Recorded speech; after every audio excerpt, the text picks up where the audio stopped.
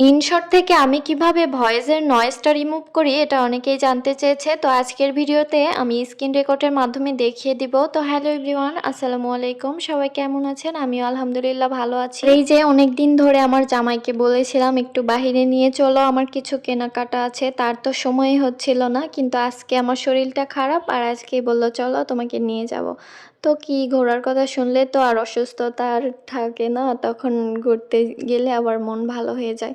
তো আমিও ঝটপট করে রেডি হয়েছি। বাহিরে যেয়ে বেশি একটা ভিডিও করা হয়নি।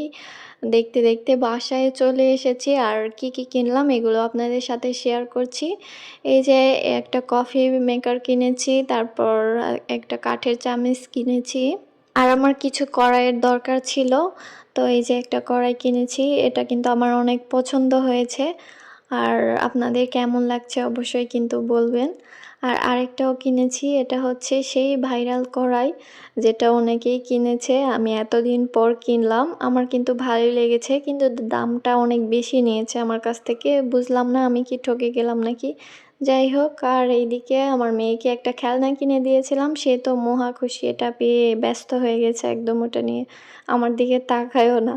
যাই হোক, সে খুব খুশি, খেলাধুলা করছিল। এখন আপনাদেরকে বলছি কিভাবে নয়েজটা রিমুভ করব।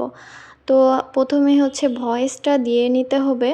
ভয়েসটা দেওয়া শেষ হলে তারপর ভয়েসটা দেওয়া হয়ে গেলে হাতের ডান সাইডে একটু স্ক্রল করে এদিকে আসবেন। আসার পর দেখবেন এখানে একটা ডিস নয়েজ বলে অপশান আছে, এখান থেকে এটা অন করে দিবেন। আর এখানে ইকো নামের একটা অপশান আছে, এখান থেকে ফার্স্টের যে অংশটা ওটা দিবেন। আর ভয়েসের যে সাউন্ডটা ওটা একদম বাড়িয়ে ফুল করে দিবেন। এভাবে এডিট করলে কিন্তু নয়েজটা অনেকটাই কমে যায়, আপনারা ট্রাই করবেন।